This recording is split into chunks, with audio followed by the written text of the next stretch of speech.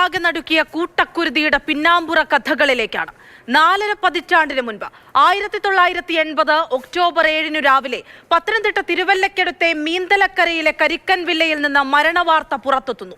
വിശ്രമ ജീവിതം നയിക്കാൻ വിദേശത്തു നിന്നെത്തിയ KC ജോർജ്, റേച്ചൽ ജോർജ് ദമ്പതികൾ വീട്ടുജോലിക്കാരി ഗൗരി രാവിലെ എത്തിയപ്പോൾ കണ്ടത് ചോരയിൽ കുളിച്ചു കിടക്കുന്ന വയോധിക ദമ്പതികളെ.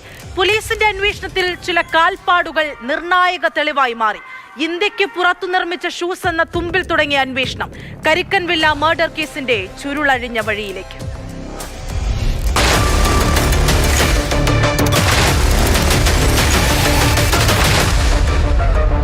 കേരള പോലീസിന്റെ കുറ്റാന്വേഷണ ചരിത്രത്തിലെ പ്രധാനപ്പെട്ട ഏടുകളിൽ ഒന്നാണ് കരിക്കൻ villa case.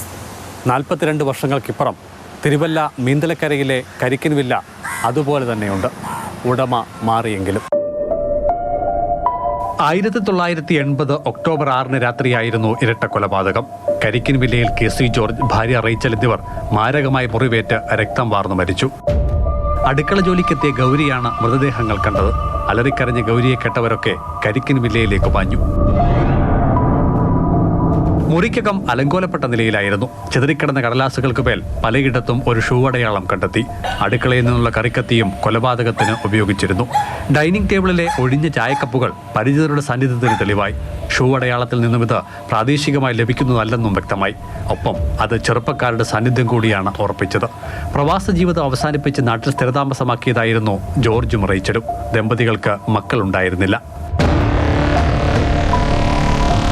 Sibi Mathews Chengannur ASP ആയിരുന്ന കാലത്താണ് കൊലപാതകം.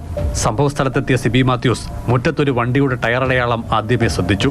നിരവധി പേരെ ചോദ്യം ചെയ്തു. അതിൽ നിർണായകമായത് ജോലിക്കാരി ഗൗരിയുടെ മൊഴിയാണ്.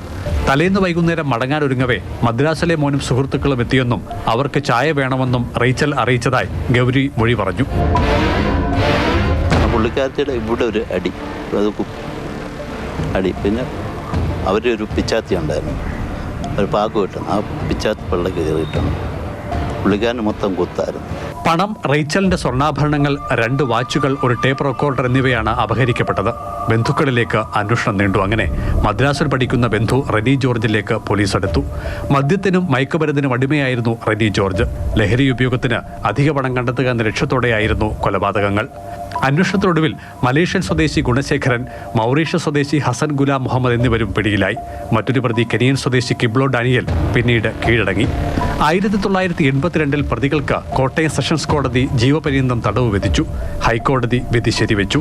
പരോളിലിറങ്ങിയ റെനി ജോർജ് പിന്നീട് മംഗലാപുരം സ്വദേശിനി ടീനയെ വിവാഹം കഴിച്ചു. അന്വേഷണ തലവൻ SP ഗോപിനാഥ്, CI CK ആചാരി, സബ് ഇൻസ്പെക്ടർ അബ്ദുൽ കരീം, പ്രധാന സാക്ഷി ഗൗരി എന്നിവർ ഇന്ന് ജീവിച്ചിരിപ്പില്ല. അരനൂറ്റാണ്ടിന്റെ വഴക്കമുള്ള കരിക്കൻ വില്ല അന്നത്തെ ആഡംബര നിർമ്മിതികളിലൊന്നാണ്. 1990 വീടും പുരയിടവും ബിലീവേഴ്സ് ചർച്ച് ഉടമസ്ഥതയിലായി. പിന്നെ കഴിഞ്ഞ നാളുകളിലിവിടെ താമസിച്ച ആളുകൾ ഇവിടെ ശബ്ദം കേൾക്കുന്നെന്നോ അങ്ങനെ ആളുകൾ വന്ന് മുമ്പിലിരിക്കുന്നെന്നോ ഒക്കെ പറഞ്ഞ് കേട്ടിട്ടുണ്ടെന്നേ ഉള്ളൂ. അല്ലാതെ ഞങ്ങൾക്ക് അതിനകത്ത് യാതൊരു അനുഭവമില്ല, ഞങ്ങളതിൽ വിശ്വസിക്കുന്നുമില്ല. കേരളത്തിൽ രാഷ്ട്രീയ കോളിളക്കം സൃഷ്ടിച്ച ഇരട്ട കൊലപാതകം 1982 മദ്രാസിലെ മോൻ എന്ന പേരിൽ സിനിമയായി. ശശികുമാർ സംവിധാനം ചെയ്ത ചിത്രത്തിൽ രവീന്ദ്രനാണ് മദ്രാസിലെ മോനായി വേഷമിട്ടത്. മോഹൻലാൽ, KP ഉമർ തുടങ്ങിയവർ കൂടി വേഷമിട്ട ചിത്രം അക്കാലത്ത് തിയേറ്ററുകളിലേക്ക് ഏറെ ആളുകളെ ആകർഷിച്ച ഒന്നായിരുന്നു. ജീവപര്യന്തം തടവ് പൂർത്തിയാക്കി 1995 പുറത്തിറങ്ങിയ പ്രതികളിൽ റെനി ജോർജ് മാനസാന്തരപ്പെട്ടു, സുവിശേഷകനായി മാറി. ബംഗളൂരു ആസ്ഥാനമാക്കി ജീവകാരുണ്യ പ്രവർത്തനങ്ങളിലാണ് ഇപ്പോൾ അദ്ദേഹത്തിന്റെ ശ്രദ്ധ. CK Abhilal, Mathrubhumi news.